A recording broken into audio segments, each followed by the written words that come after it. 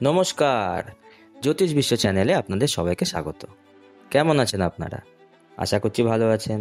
আপনারা যাতে আরও ভালো থাকতে পারেন সেই জন্যই আমরা নতুন নতুন ভিডিও নিয়ে আসি আপনাদের জন্য। তো আজকে আমাদের আলোচনার বিষয় হলো যে বৃষভ রাশি জাতকদের জন্য 2025 সালটা কেমন যাবে। আচ্ছা, 29শে মার্চ থেকে শনি আপনাদের একাদশ ঘরে মুভ করবে, যেটা হচ্ছে মীন রাশি, এবং ওই একাদশ ঘর হলো আপনাদের ইনকামের ঘর। 14ই মে থেকে 18ই অক্টোবর বৃহস্পতি অর্থাৎ দেবগুরু আপনাদের দ্বিতীয় ঘরে অর্থাৎ মিথুন রাশিতে থাকবে। 18ই অক্টোবর থেকে 5ই ডিসেম্বর বৃহস্পতি তৃতীয় ঘরে প্রবেশ করবে, যেটা হলো কর্কট রাশি। 6ই ডিসেম্বর থেকে বছরের শেষ অবধি ওটা তৃতীয় ঘরে আবার চলে যাবে, যেটা হচ্ছে মিথুন রাশি। 18ই মে থেকে রাহু আপনাদের দশম ঘরে থাকবে, যেটা হলো আপনাদের কেরিয়ারের ঘর, এবং সেটা হলো কুম্ভ রাশি। কেতু চতুর্থ ঘরে থাকবে, যেটা হচ্ছে সিংহ রাশি। মোটামুটি বড় মুভমেন্ট হচ্ছে এইগুলোই 2025 সালে। এবারে আসুন দেখে নিই যে এটার এফেক্ট কি হচ্ছে।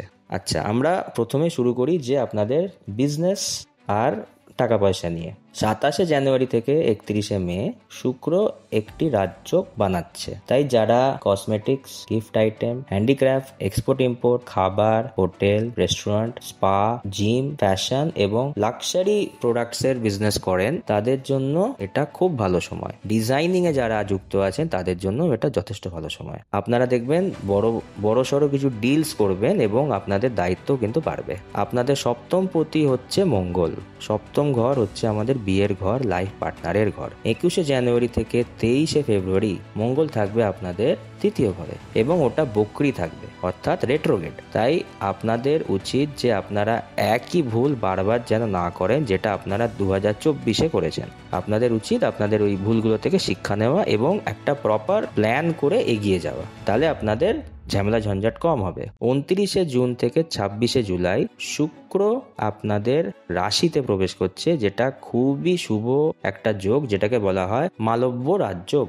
আপনারা রিনোভেশন করতে পারেন এই সময়তে, জমি এবং ভেহিকলস কিনতে পারেন আপনার দোকানের জন্য, বাড়ির জন্য, এবং আপনারা নতুন নতুন টেকনোলজি ইউজ করতে পারেন এবং নতুন লোকজনের সঙ্গে আপনাদের আলাপ হতে পারে। এবং যেহেতু শুক্র মেয়েদেরকে ডিনোট করে, তাই আপনাদের পার্টিকুলারলি বলবো যে মেয়েদের জন্য এই সময়টা বেশি ভালো। আপনারা সবাইকে দেখিয়ে দিতে পারবেন যে আমরাও পারি। অনেকে হয়তো ভাবে যে না আপনাদের দ্বারা হবে না, তাদেরকে আপনারা ভুল প্রমাণ করে দেবেন এই সময়তে। 18ই জুলাই থেকে 11ই আগস্ট আপনাদের বুধ যেটা আছে প্ল্যানেট, সেটা তৃতীয় ঘরে বক্রি থাকবে, তাই আপনাদের উচিত টাকা পয়সা বাঁচাবার। আপনাদের ছোট ছোট ইনভেস্টমেন্ট করা উচিত। আপনারা প্রপার্টি এবং ইনভেস্টমেন্টের থ্রু দিয়ে ভালো টাকা ইনকাম করতে পারেন, কিন্তু দেখবেন যেন কেউ আপনাদেরকে মিসগাইড না করে।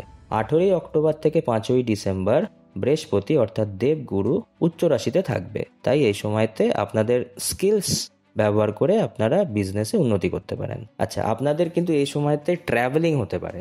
কেউ দেখবেন আপনাদেরকে হেল্পও করতে আসতে পারে বিজনেসে, মেসিয়ার মতন।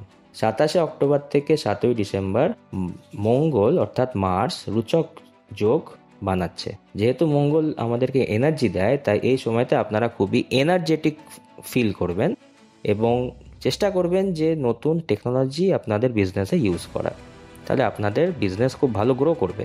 আর সব কিছু আগে থেকে প্ল্যান করে রাখবেন, লাস্ট মোমেন্টে যেন কিছু না হয়। আর যেহেতু রাহু আর শনি দ্বাদশ ঘরে একটা কানেকশন তৈরি করছে, এটা কিন্তু ভালো নয়, তাই আপনাদের সঙ্গে কোর্ট কেস হতে পারে, তাই একটু অ্যালার্ট থাকবেন লিগ্যাল ব্যাপারে।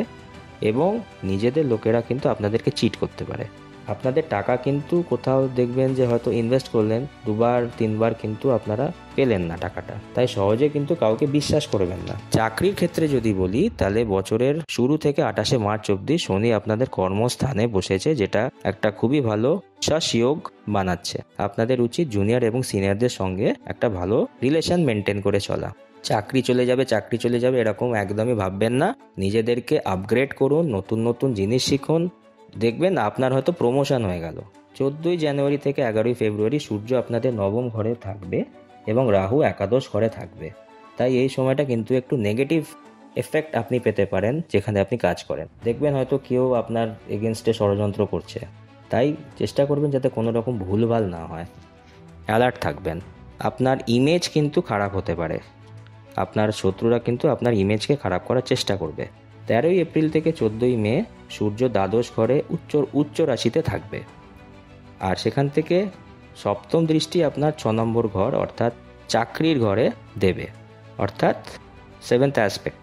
এটা আপনাদের চাকরি যদি আপনারা চেঞ্জ করতে চান এই সময়টা ভালো। যারা গভর্নমেন্ট জব করছেন তাদের এগেনস্টে কিন্তু কোনো রকম ষড়যন্ত্র হতে পারে তাদের অফিসে, তাই চেষ্টা করবেন যাতে কোনো রকমভাবেই ওই ইললিগাল ইনকামে আপনারা যেন জড়িত না থাকেন, তাহলে কিন্তু কেস হয়ে যেতে পারে। 13ই জুলাই থেকে 28শে নভেম্বর শনি একাদশ ঘরে বকরি থাকবে, তাই তখন কিছু কাজের ক্ষেত্রে একটু দেখবেন যে লেট হয়ে যাচ্ছে। যে কোনো কাজে যদি আপনি চেষ্টা করেন দেখবেন যে লেট হয়ে যাচ্ছে, কিন্তু সেটাতে ঘাবড়াবার কিছু নেই। আপনাদের দায়িত্ব কিন্তু কাজে তখন বেড়ে যাবে, কারণ শনি যেহেতু হচ্ছে কর্মের প্ল্যানেট, কর্মর যে দায়িত্বটা সেটা কিন্তু বেড়ে যাবে। আর যদি কারোর সঙ্গে পার্টনারশিপ বিজনেস করতে চান খুব খুব ভেবেচিন্তে এগোবেন। 29শে জুন থেকে 26শে জুলাই আর 2 নভেম্বর থেকে 26শে নভেম্বর নতুন বিজনেস স্টার্ট করার জন্য খুব ভালো সময়। খালি নিজের মধ্যে একটু কনফিডেন্স রাখবেন, তাহলেই হবে। আর যদি প্রেম ভালোবাসার কথা বলি, মঙ্গল হচ্ছে আপনার সপ্তম পতি, যেটা চতুর্থ ঘরে থাকবে। এই সময়তে কিন্তু যারা কাপলস আছেন তাদের মধ্যে যেন একটু ভালো অ্যাডজাস্টমেন্ট হয়। চেষ্টা করবেন ঝগড়াঝাটি না করার এবং একসঙ্গে বসে খাবার খাওয়ার, যেমন লাঞ্চ অ্যান্ড ডিনার। নিজেদের মনকে শান্ত রাখার জন্য এই সময়তে মেডিটেশন করবেন, খুব কাজে দেবে। 31শে মে অবধি শুক্র, যেটা প্রেম ভালোবাসার প্ল্যানেট, সেটা একটি রাজ্য ক্রিয়েট করছে।